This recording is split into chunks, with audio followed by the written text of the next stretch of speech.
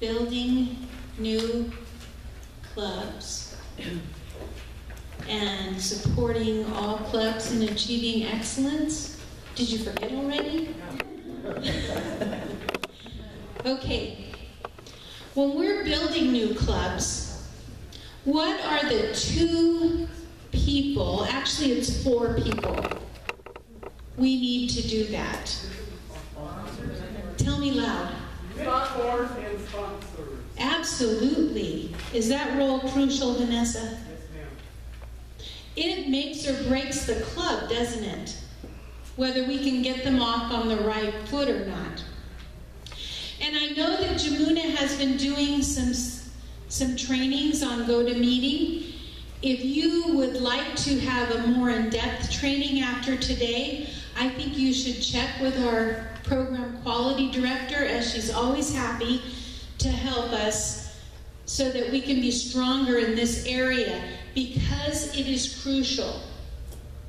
So our club growth director, distinguished Toastmaster, Guy Dawson, is going to come forward and teach us how to be good sponsors and mentors. Guy?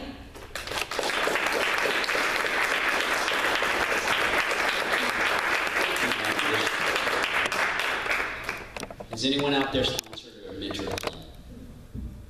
Well, a whole bunch of you. Will someone share their experience? How about you, Kate? My first club was on the East Coast at Geico. I moved to the West Coast, also at Geico, but they didn't have a club. Luckily, I somehow found a relationship with an area governor, which I didn't really know what that was. But I found a relationship with an area governor who came in and helped me to start a club at my new job at Geico. I love how you're telling us, Guy, that you just have to have the idea. So I just knew that at my previous business, it was really fun to have a lunchtime club, and I just wanted that same experience. I didn't really know how to have that happen. So somehow, I don't even know how these people came into my world, but somehow I got people from Toastmasters to come in, and they set up a kickoff. We had enough people who started that day. So all the things that we talk about happening, I was just watching and being there. It was my idea, and I got them in the building, and I got to interview with the president, etc. But it was really handled from the leaders in the district. So I've had that experience of having that happen. And the club faltered a little bit and then restarted, and now they're Gecko Toastmasters. I think it's really cute.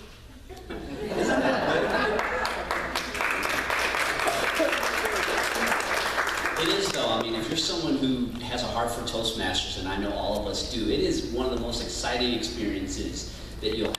What about you, Amanda? What was it like? You just did one recently. So I luckily was tasked with MGM Resorts International from our Vice President and now Chief Sales Officer, Mike Dominguez, to charter a club. We, in September of last year, met with about 20 people from VPs, directors, and sales, catering, convention services. We just about 2 weeks ago, actually let me rephrase, earlier this year we split into 2 clubs. 2 weeks ago we had an open house for both clubs. One open house had 19 people, the other one had over 25. We now have grown with both clubs. One club is over 30, the other one is about to hit over 25, and we're looking at having a 3rd club. So what was exciting is I came from Aldridge to that, and 2 of the girls that were in that club with me were my sponsors and mentors, and one was a sister of one of those girls. And the 4 of us just ran with it and had a really great time chartering one of them and then splitting off, and it's been an incredible experience, and I can't wait to see the future of what happens at MGM Resorts. Yeah.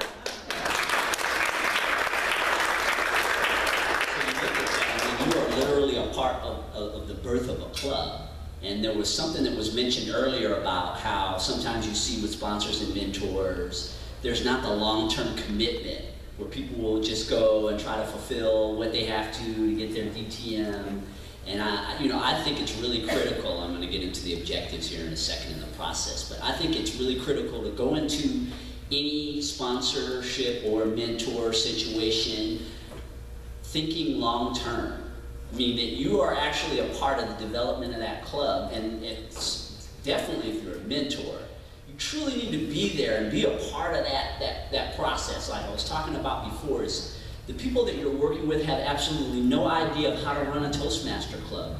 You are their life preserver, especially in those first months, 6 months to 12 months, when they're in the complete developmental stage, just learning about the manuals, learning how to run a meeting. It's critical. And you can hang around if you're a sponsor, too. I mean, it's okay for you to go longer than just the required time of getting the club up and running. So we'll talk about the club lead. Katie was talking about that a second ago, and I've been speaking with you about that this morning, is that you can literally start this whole process with one of the leads that you gave me today, the birth of a club. How to be a sponsor. Okay, who else said they were sponsored? How do you be a sponsor? Well, the role of a sponsor in my case, and as I understand it, is to start from the beginning, the inception of saying, hey, yes, we're going to start a club here, making those contacts, and going from that point through the point of charter. And in my case, I was working with our immediate past division governor, Monty Schindler, who had planted the seed 2 years earlier at his company, which is the County Services Agency in Stanislaus County. And he finally had a corporate sponsor, an HR person who used to be a Toastmaster, said, yes, let's do it. And our district director, Debby Baker, went with Monty and others to meet with the club, with the folks there. And in that conversation, they're like, well, we want to pay for this, but we don't want to do that. And Debby said, well, we could do a stagecraft. And they said, oh, we like that idea. And so what we did is we ran an 8-week stagecraft. We had 40 people sign up. We took 15 of them. We graduated 8, and those were the members of the club. And one of the keys that we had, and I invite all of you to think this way, we had 2 sponsors, but they had different jobs. Monty was the opener. He got it all started. I was the closer. I was the one who came in and put the list with 20 slots on the board, starting from week 4, and said every week, if you have already decided that you will join the club if we started, give me your name now. And I started making the list. We had 13 members committed by the time we graduated, our speechcraft members, and we chartered it during the kickoff. That's a committed sponsor there, though. I was not going to go a year. We spent a year chartering my club, and the secret that will now be out, I quit my club before we chartered. And I went and said, I quit. And I said, oh, no, you don't really quit. Here's all you need to do. Please just do it. I wouldn't have a club if it weren't for that kind of commitment and turning things around and saying, no, we can do it. But I wasn't going to spend a year traveling 2 hours each way to go to more meetings to get it in. So I had to make sure we did it, and we did it. So it took closer skills, sales closer skills, group closer skills. How do you do fundraising? You put a thermometer, make a list, do something visual, get everybody thinking, hey, who do you know? But there are skills to being a sponsor. Learn them. Let's train our team building teams. Train the people who are going to be not just the presentation here. This is a start, but there are other skills we need. Just like the officers at the TLI get some skills, but we've got to be training them along the way. So, thank you.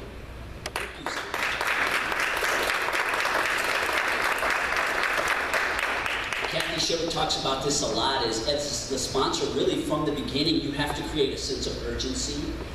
The people that are creating these clubs, they don't understand how important it is to get a club chartered as quickly as possible. The longer that a club stretches and doesn't charter, the more chances. Sandra was talking about, everybody gets lackadaisical and they don't see that there really is a need to even charter the club. They're meeting, they're fulfilling their roles, why even waste time? You as the sponsor are really responsible for keeping them on task, giving them that sense of urgency. We need to get this done from the beginning when you're getting out the invitations, even to set up the kickoff meeting. Be very persistent with getting the evites out there. just always want to be impressing upon them. There's so much value in having a chartered Toastmaster club. I see that sometimes with these clubs, these charterlings that go on for sometimes years where they're not a chartered club, is they just cannot see the benefit of why a person would actually have a chartered Toastmaster club. You have to impress that upon the people that you're working with as the sponsor. You got to constantly be letting them know you're going to be a part of all of this when you're a member. And you have to be clear in your mind of what it is that we have to offer someone when they actually become a member of Toastmasters. So can someone give me what do they have? Why would someone want to be an actual member rather than a charter league? Jamuna? I want to talk about the sponsor. One of the most important things about the sponsor closing the deal and doing the paperwork.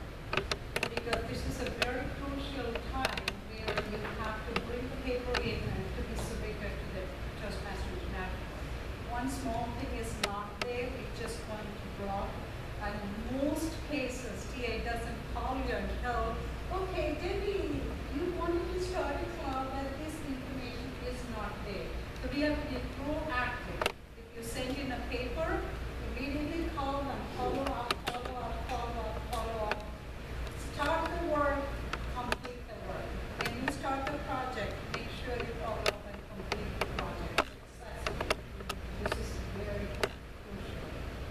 That's what I wanted to say. Yeah, that pretty much describes the whole process of chartering a club. What she said, follow up, follow up, follow up, follow up, consistency, persistence, because things that you think won't happen, when we get in these charter situations, I mean, there are so many details that can be left out. TI is very stringent. I've learned that through a long charter. When I went through a couple of years ago, they are so detailed about things being submitted correctly, and so it's so critical to be persistent. Now, we have a number of leaders in the district who would be very happy to review paperwork before it goes in, so it doesn't have this blocking issue. If one person does it, they get 90% right, and the person reviewing it, they know another 90% more, and you're pretty much at 100%. So do feel free to take advantage of that. I know Debbie would be happy to review paperwork. I'd be happy to review paperwork. I know, Monica, you've done a few clubs now. You can do paperwork. Jesse can do paperwork. So just pick your buddy and have somebody look at it so that it just speeds that up. And what will happen is sometimes you be working with entities, and their people will want to submit the paperwork.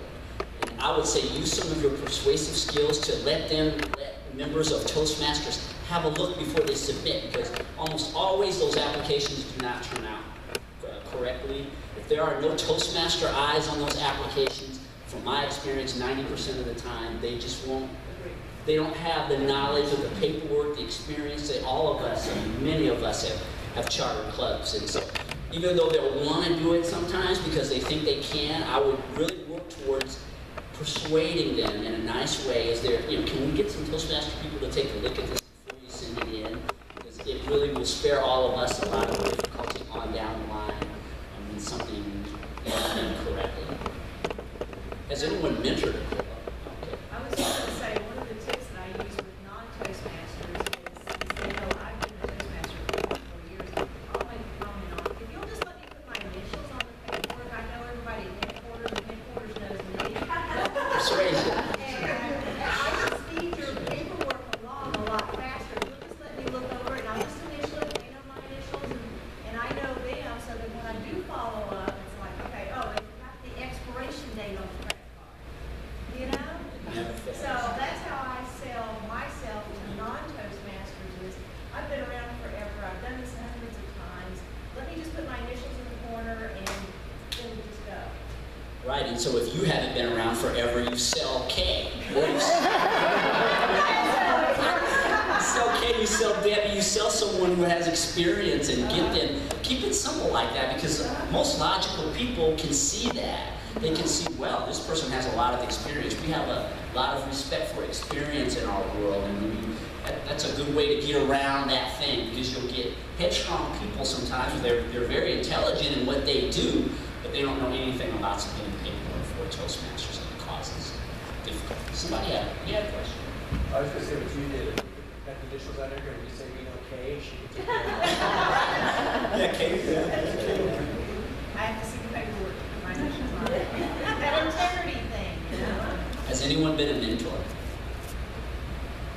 that like, Michelle? Being a mentor of Governor Bedlam is extremely rewarding.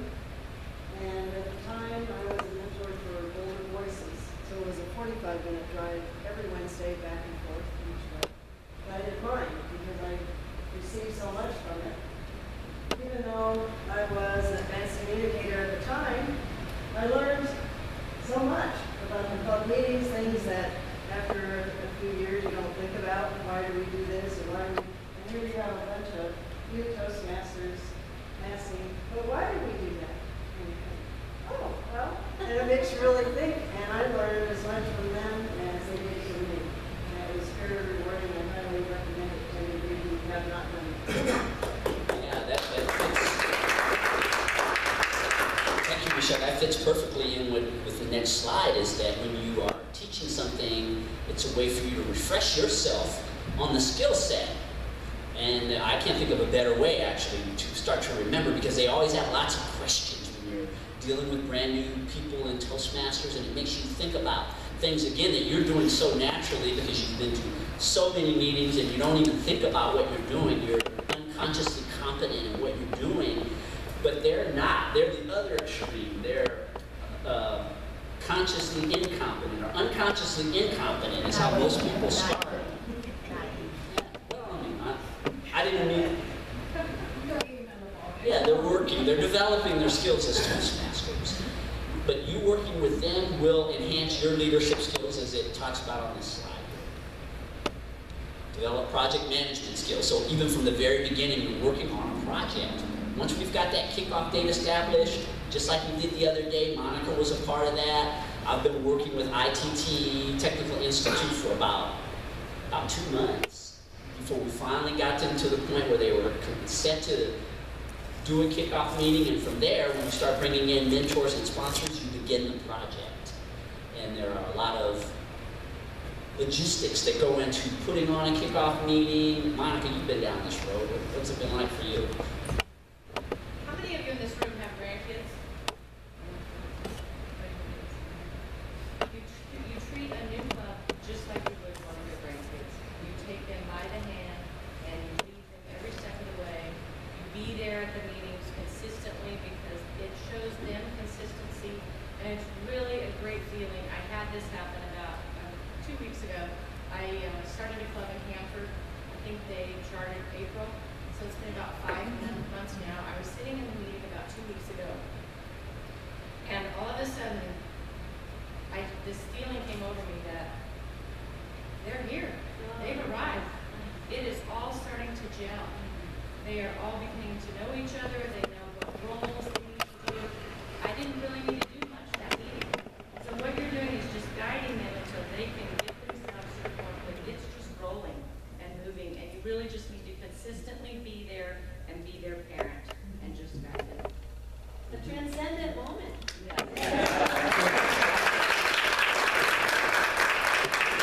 While you're doing that, while you're getting them to that point, you're developing your own project management skills, because there's a different phase of this entire process.